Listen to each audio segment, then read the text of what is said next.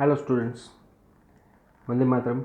Welcome to all of you within the session number 3 of chapter number 2, Sexual Reproduction within the Flowering Plants. Last lecture में stamen और microsporangium से related discussion किया था. Microsporogenesis क्या है वो भी डिस्कस किया था. आज डिस्कस करेंगे पोलन ग्रेन. पोलन ग्रेन बोल सकते हैं और we can say that microspore, या तो उसका नाम है male gametophytes. So pollen grain represent the male gametophytes.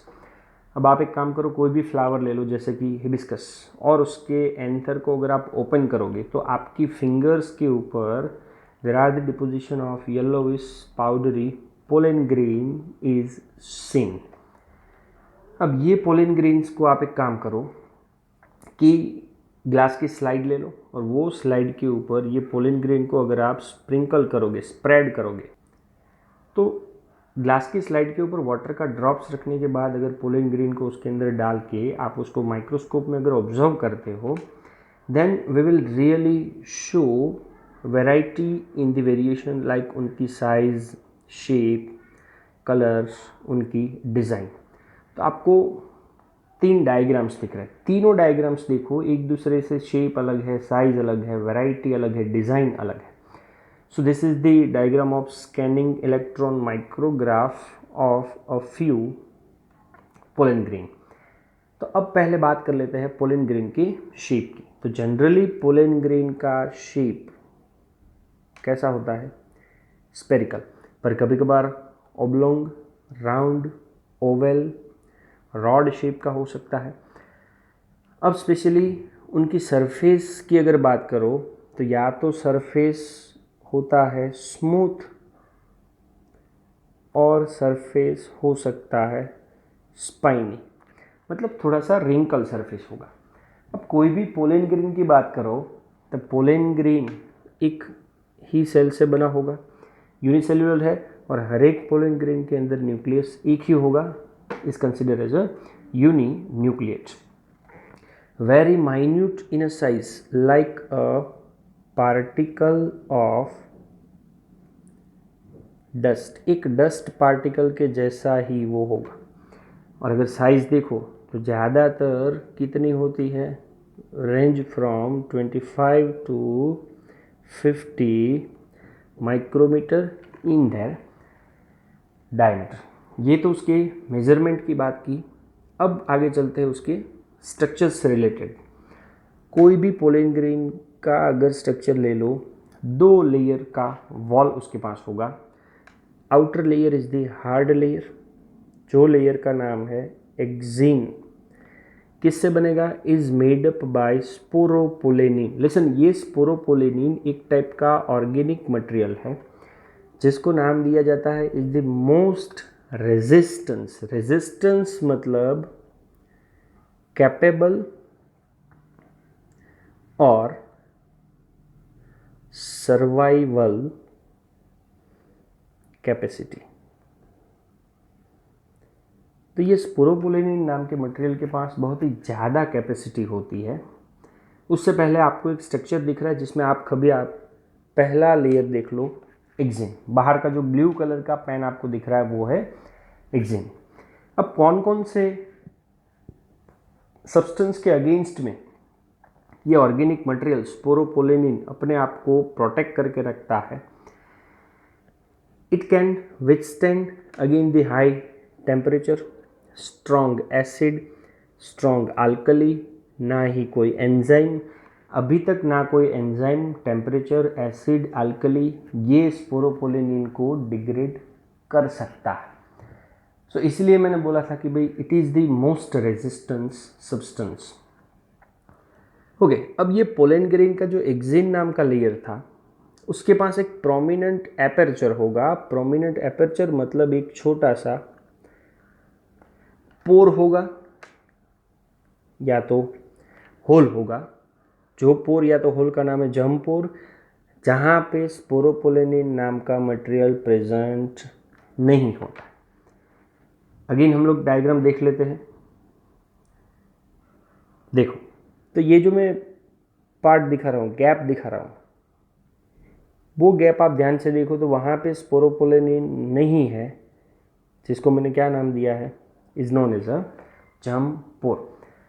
तो शायद ये पोलन ग्रेन को हम लोग एज अ फोसिल्स स्टोर भी कर सकते हैं, प्रिजर्व कर सकते हैं, because of the presence of sporopollenin.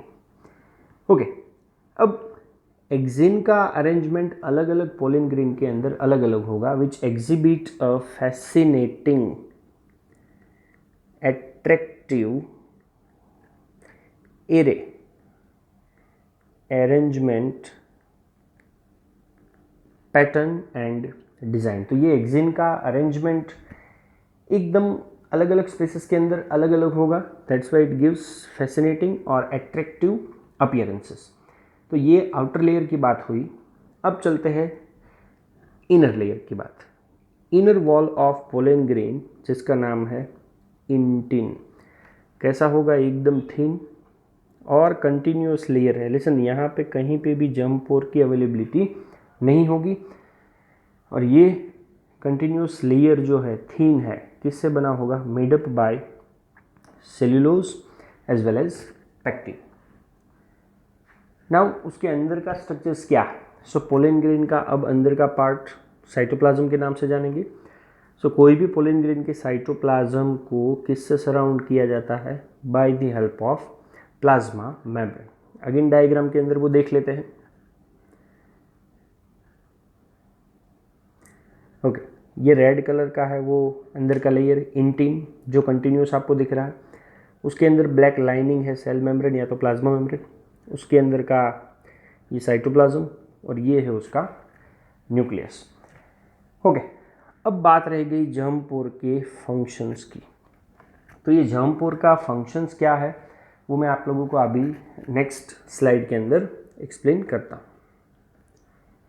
Okay, अब पोलन ग्रेन के अंदर हमें किसका डेवलपमेंट करना है? So next one is the development of male gametophyte भी आप बोल सकते हो, या तो डायरेक्टली आप बोल सकते हो मेल गैमेट।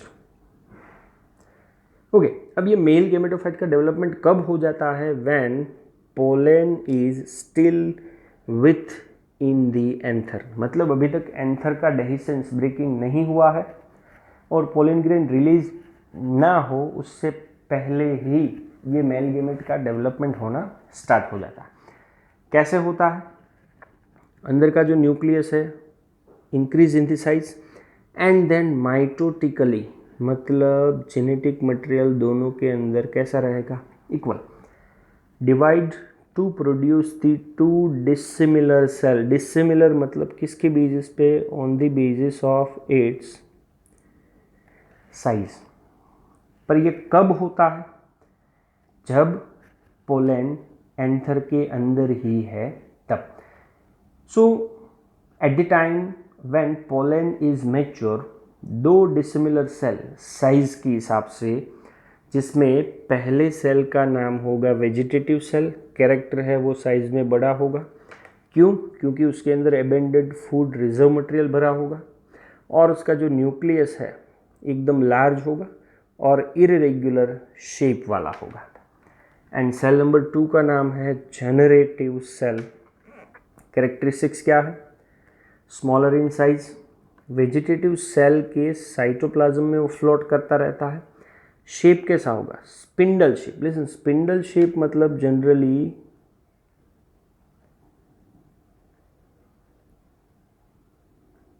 ऐसा शेप हो सकता है, spindle shape with dense cytoplasm as well as nucleus. तो ये दो सेल्स जब डेवलप होते हैं तब पोलन ग्रेन हमें समझना है एंथर के अंदर ही है और मेल गैमेट्स का डेवलपमेंट हो चुका है। Now at this stage pollen is release from anther. ये दो सेल्स डेवलप होने के बाद पोलन एंथर से निकल करके फ्लावर के स्टिग्मा के ऊपर पोलिनेशन नाम की प्रोसेस से जाएगा। सो पोलन रिलीज होकर के किसके ऊपर सेट होगा? On the stigma and develop pollen tube. अब आपको पता है कि जैसे ही पोलन ग्रेन स्टिग्मा के ऊपर बैठती है, पोलन ट्यूब बनना बहुत ही ज़रूरी है। तो ये पोलन ट्यूब कौन खुद बनाएगा? इंटिन। पर इंटिन के बाहर तो आपको मैंने बताया था एक्जिन का लेयर था, और एक्जिन का लेयर तो बहुत ही हार्ड है, पर एक्जिन के लेयर में कहीं कहीं पे गैप था, जो गैप का नाम मैंने दिया था जर्म पोर। सो अब जर्म पोर का फंक्शंस क्या आता है? तो फिर से डायग्राम के अंदर चलते हैं। तो जर्म पोर का फंक्शंस है provide route for transport of pollen tube. तो पोलन ट्यूब के लिए ट्रांसपोर्ट का जो रूट है वो प्रोवाइड करेगा जर्म पोर।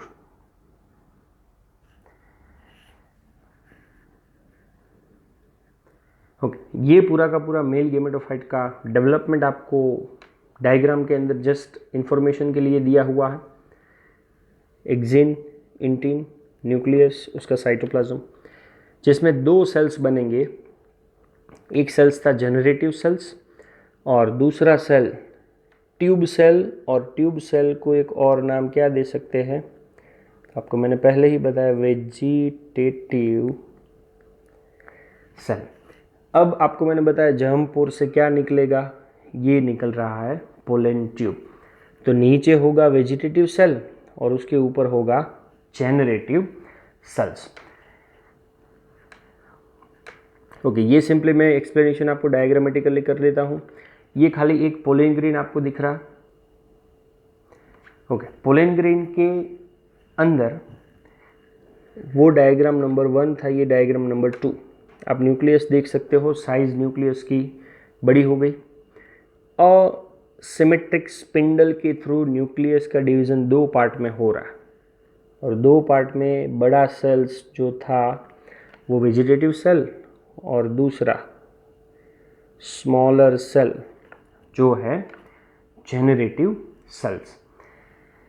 लिसन, अब जितनी भी एंजियोस्पर्म की स्पीसीज है उनमें से 60% ऑफ एंजियोस्पर्म की जो पोलन ग्रेन है आर शेड। शेड का मतलब है रिमूव फ्रॉम एंथर। कि 60% ऑफ एंजियोस्पर्म के अंदर जब ये पोलन ग्रेन रिमूव होती है तो उनके अंदर कैसे कंडीशन होती है? 2 सेल्ड स्टेज। कैसे 2 सेल्ड स्टेज? एक है वेजिटेटिव और दूसरा कौन सा होगा? Generative cells. तो आपको मैंने पहली कंडीशन बताई कि भाई एक वेजिटेटिव होगा और दूसरा जेनरेटिव। 60% के अंदर ऐसा होता है, पर बाकी की जो 40% ऑफ एंजियोस्पर्म बाकी रह गए वो पोलन ग्रेन के अंदर जेनरेटिव सेल्स जो है is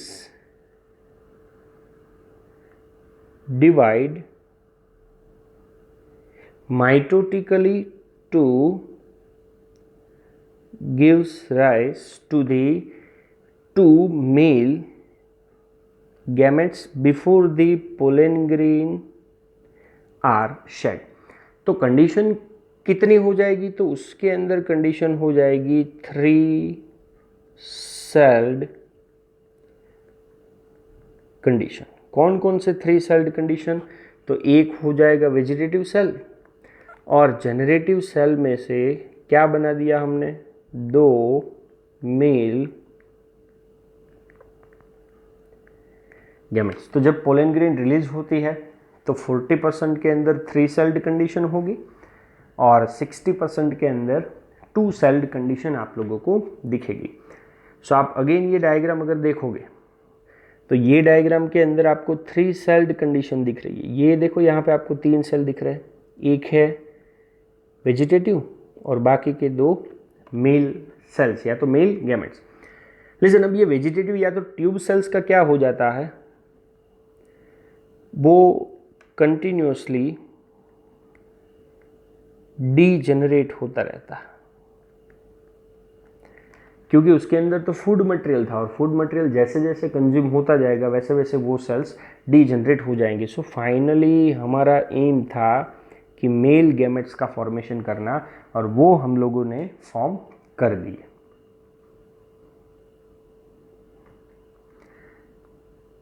okay, now we know that कि भाई pollen grains of many species cause a severe allergy and bronchial afflictions, मतलब वो प्रॉब्लम क्रिएट करते हैं। Because we know that pollen grain तो एक डस्ट पार्टिकल्स है, बहुत सारे एलर्जी या तो ब्रोंकियल प्रॉब्लम्स, मतलब हमारी ट्रेकिया या तो ब्रोंकाई के अंदर प्रॉब्लम क्रिएट करते हैं, तो उसकी वजह से होने वाले डिजीज़ क्रॉनिक लॉन्गर ड्यूरेशन के रेस्पिरेटरी डिसऑर्डर्स होते हैं, जैसे कि asthma and bronchitis. Respiratory system से रिलेटेड डिजीज़ है। 11th में आप लोगों ने ये दोनों डिजीज़ से रिलेटेड डिस्कशन किया हुआ है। So it may be mention that, एक एग्जाम्पल दिया हुआ है पार्थेनियम या तो carrot grass, that come in India as a contaminant, एक इम्प्योरिटीज़ के फॉर्म में इंडिया के अंदर आया था। किसके साथ? With imported wheat.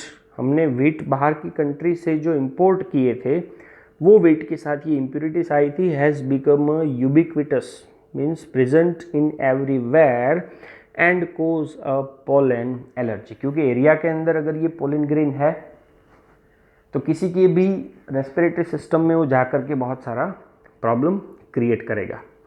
Now pollen grain का एक दूसरा भी इम्पोर्टेंट है, pollen grain are rich in the nutrients. Nowadays recent year के अंदर तो वो एक फैशन बन चुका है to the use of pollen tablet as a food supplement, कि भाई आजकल लोग as a food supplement pollen की टैबलेट को यूज़ करते हैं।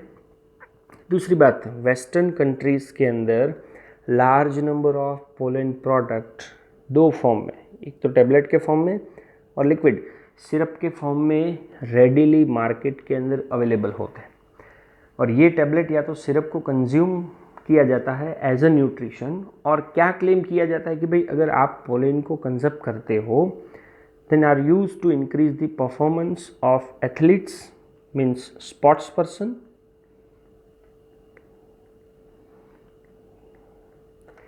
And race horses.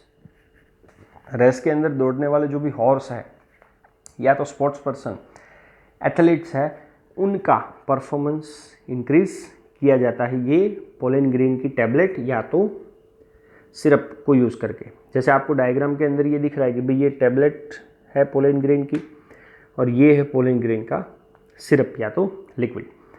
अब पोलन ग्रेन की वायबिलिटी से हमें थोड़ा सा डिस्कशन करना है कि भाई when once they are shed remove, चलो एक टाइम ऐसा आया कि एंथर से वो निकल गया, तो अब पोलन ग्रेन को कहाँ पे लैंड करना होता है? स्टिग्मा के ऊपर, before they lose its viability. Viability का मतलब है उसका लिविंग कंडीशन। अपना लिविंग कंडीशन ख़त्म हो उससे पहले एंथर से निकलने के बाद उसको स्टिग्मा के ऊपर पहुंचना है। अगर उसको क्या करना है, फर्टिलाइजेशन नाम की प्रोसेस परफॉर्म करनी है तो क्वेश्चन ये आता है कि हर एक पोलन ग्रेन का वायबिलिटी का टाइम पीरियड क्या क्या होता है। हर एक पोलन ग्रेन का टाइम पीरियड जो है they are variable from each other. तो कितना वेरिएबल है या तो उसकी वायबिलिटी का टाइम पीरियड कितना होगा, they are depend on the prevailing temperature, मतलब सराउंडिंग टेम्परेचर के ऊपर एक तो डिपेंड है, और दूसरा वहाँ का ह्यूमिडिटी, मतलब वहाँ का मॉइस्चर। तो मॉइस्चर और टेम्परेचर के ऊपर डिपेंड है कि उसकी वायबिलिटी कितनी होगी। जैसे कि एक एग्जांपल दिया हुआ है, in some cereals like rice and wheat pollen grain lose its viability within the 30 minutes only. कि भाई राइस और व्हीट्स जैसे प्लांट की जो पोलन ग्रेन्स है 30 मिनट में अपनी वायबिलिटी लॉस कर देते हैं। Whereas in some members of Rosaceae, Leguminosae and Solanaceae they maintain their viability for months, महीनों तक वो अपनी वायबिलिटी को मेंटेन कर सकते हैं। नाउ आप लोगों ने एक नाम सुना हुआ है क्रायो प्रिजर्वेशन, या तो उसे बोला जाता है क्रायो बैंक।